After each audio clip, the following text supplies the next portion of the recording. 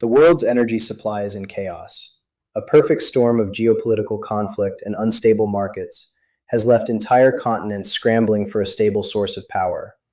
Countries in Europe and Asia are facing a nightmare scenario, staring down the barrel of industrial decline and economic stagnation, all for a lack of secure, reliable energy. And it's a crisis that could redefine the global balance of power. So, you might be surprised to learn that many of them are now turning to one country as a potential lifeline. Not a Middle Eastern petrostate, not a global superpower, but a nation long considered a quiet, secondary player on the world's energy stage. That country is Canada. For decades, Canada has been a sleeping giant, its immense natural gas reserves largely serving a single, dominant customer, the United States. But now, with the world order fracturing, Asia and Europe are knocking. This unprecedented demand has ignited a new energy gold rush, a multi-billion-dollar nation-building effort on a scale not seen in generations. But it's also a monumental gamble. The very forces that have thrust Canada into the spotlight could be the same ones that caused this entire enterprise to come crashing down. Why is the world suddenly desperate for Canadian gas? And why could this new energy gold rush be the biggest bet in the country's history? So why is the world suddenly knocking on Canada's door? Well, to get that, you need to understand just how chaotic the global energy market has become. This isn't just a short-term price spike. It's a fundamental rewiring of the world's energy flows, born from years of instability and a series of cascading crises. The first big shock, of course, was the conflict in Ukraine. For decades, Europe, and particularly its industrial heartland, Germany, built its economic model on cheap, plentiful pipeline gas from Russia. It was a dependency many warned was a huge strategic blunder, a deal with a partner that saw energy not just as a commodity, but as a weapon. When that weapon was fired, and the pipelines were shut down, it sent a seismic tremor through the continent. Suddenly, Europe was facing the terrifying prospect of deindustrialization. Factories faced shutdowns, and governments braced for a winter of discontent. The scramble was immediate and desperate.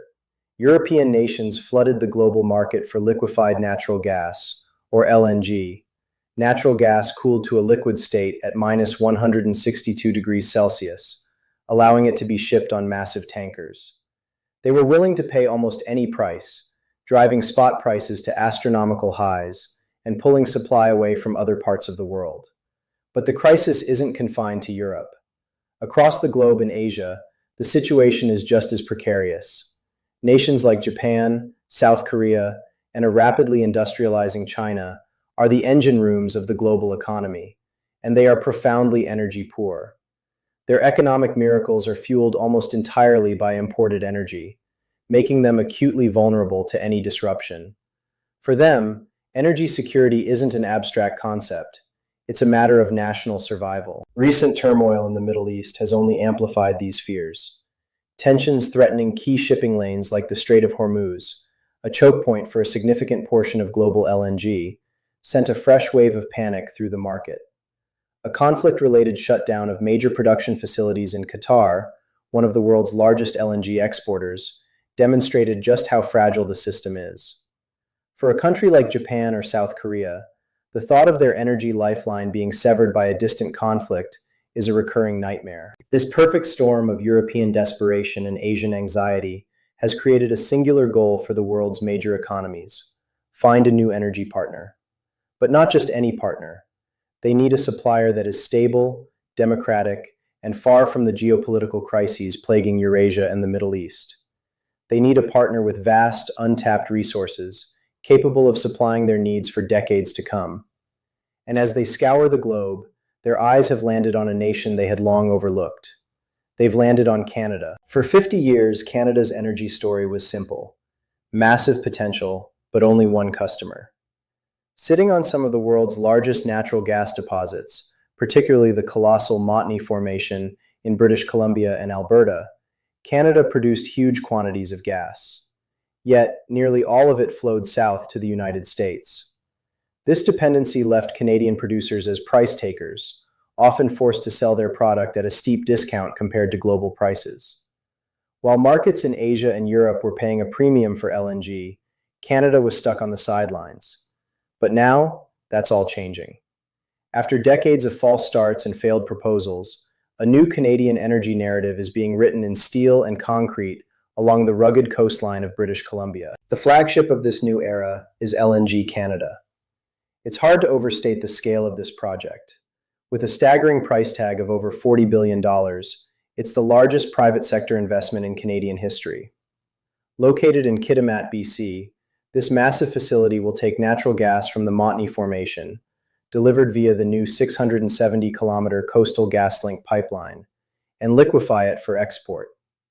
The first phase of the project, which began operations in 2025 and is now ramping up, has a capacity of 14 million tons of LNG per year. The first tankers are already delivering Canadian LNG to the global market, and a potential phase 2, which could double that output, is already under consideration. And LNG Canada is just the beginning. A short distance away, another facility, Woodfibre LNG, is nearly 60% complete and on track for a 2027 startup. And then there's the project that truly signals a paradigm shift, Cedar LNG. Cedar LNG isn't just another export terminal. It's a world first. Majority owned by the Haisla Nation, an indigenous community that has called the Kitimat region home for millennia, it's the first indigenous-led LNG project on the planet. Powered by clean hydroelectricity, it's designed to be one of the lowest emitting LNG facilities in the world. This $4 billion floating terminal represents a revolutionary new model for resource development in Canada, based on equity and economic reconciliation. If all goes to plan, these projects could give Canada a combined export capacity of around 19 million tons per year by 2028. And with other ambitious proposals on the table, like the Xylism's LNG project, also led by an indigenous group, the Nisga'a Nation, some analysts believe Canada has the potential for even more growth. After years of waiting, the sense of arrival is palpable. Canada is finally in the game. But that begs the question, why Canada? With established LNG giants like the United States, Australia, and Qatar, why is the world turning to a newcomer? The answer lies in a unique combination of factors that experts call the Canadian advantage. It's a case built on geography, geology, and ethics. First and foremost, simple geography. For energy-hungry markets in Asia, Canada's west coast is a game changer. A tanker leaving from Kitimat, British Columbia, has a journey to Tokyo that is less than half the distance of one leaving from the US Gulf Coast, around 4,500 nautical miles versus over 9,000. That's not a minor detail. It's a massive strategic and economic benefit. Shorter shipping routes mean lower fuel costs, less time at sea, and a smaller carbon footprint for every cargo. The second advantage is Canada's climate. Liquefying natural gas is incredibly energy intensive because it has to be chilled to minus 162 Celsius. In hot climates like the US Gulf Coast or Qatar, a huge amount of energy is spent just fighting the ambient heat.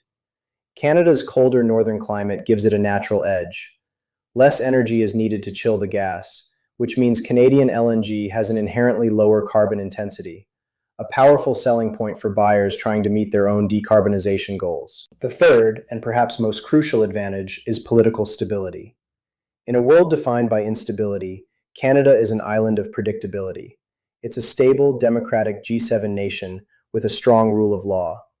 When a country like Japan or Germany signs a 25-year contract for Canadian LNG, they aren't just buying gas, they're buying certainty. They're buying a guarantee that their supply won't be turned off by the whim of a dictator or a sudden geopolitical crisis. This reliability is the priceless commodity that desperate nations are now seeking. Finally, there's the emerging and uniquely Canadian advantage of Indigenous partnership. The story of resource development in Canada has often been one of conflict, but projects like Cedar LNG are forging a new path. The Haisla Nation, through its majority ownership, isn't just a stakeholder to be consulted, it is the proponent. They are leading the project and will reap the long-term benefits to fund housing, education, and healthcare for their community. This model of economic reconciliation is gaining international attention, providing a level of social license that is rare in large-scale energy projects. This combination of shorter routes, lower carbon production, political stability, and a groundbreaking model of indigenous ownership is what makes Canadian LNG so attractive. It's allowing Canada to finally break its economic dependence on the US market and step onto the world stage. This is the moment Canada has been waiting for, a high-stakes gamble on becoming the world's secure energy lifeline. But the glittering vision of a Canadian energy superpower is haunted by a series of immense risks. In fact, the entire enterprise could come crashing down. The single greatest threat is what market analysts are calling the coming glut. Canada isn't building its LNG empire in a vacuum. The world's two largest players, the United States and Qatar, are in the middle of a massive expansion.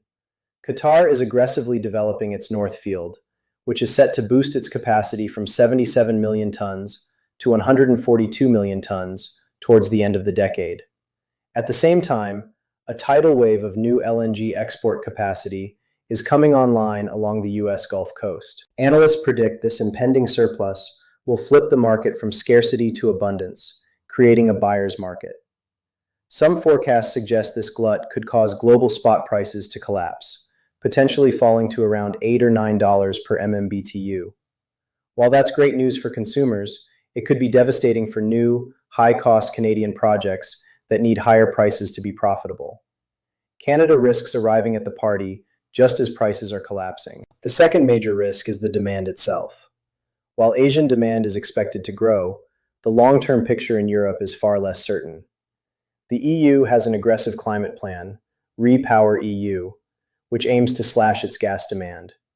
According to one think tank, EU gas demand is projected to fall 7% by 2030, following a 19% drop between 2021 and 2023. Some EU officials see LNG as a transitional fuel, not a long-term solution.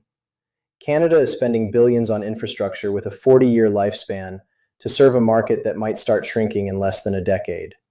Finally, there's the reality of the broader energy market. While the focus is on natural gas, Canada's other major energy export, crude oil, faces its own challenges. Forecasts for West Texas Intermediate crude are hovering in the $65–$75 per barrel range for 2026, amid concerns of a global oversupply. It's a sobering reminder of just how volatile commodity markets can be. This is the tightrope Canada is walking. On one side is the promise of a generational economic boom and a new era of indigenous economic empowerment. On the other is the abyss of a potential price crash, questionable long-term demand, and fierce competition. Canada is making a bold, multi-billion-dollar play, but the cards have not all been dealt. The story of Canadian gas is the story of a nation at a historic tipping point. For decades, it was a giant in slumber, its vast energy wealth a secret from a world that didn't seem to need it. Now, a world in crisis has shaken that giant awake. Spurred by geopolitical chaos, Europe and Asia have turned to Canada, seeing a beacon of stability in a turbulent world. In response, Canada has unleashed a torrent of investment, building colossal projects to redefine its place in the global energy order. It's forging a new path, not just in exporting its resources, but in pioneering a model of indigenous ownership that seeks to turn historical grievances into future prosperity. This is Canada's moment. Yet, this moment is also loaded with risk. The very global market Canada is racing to supply is on the verge of being flooded by its biggest competitors. The long-term appetite for its product is an open question in a world pivoting to a cleaner future. The multi-billion-dollar facilities rising on the BC coast are monuments to both ambition and risk, a high-stakes bet against powerful market forces and the relentless march of time. Canada is betting billions that it can become the world's energy lifeline. The question is, will it secure its future, or is it heading for a fall? What's your take? Is Canada making the right move, or is this a gamble that won't pay off? Let me know your thoughts in the comments below. And if you want to stay ahead of the critical shifts shaping our global economy, make sure you subscribe for more analysis like this.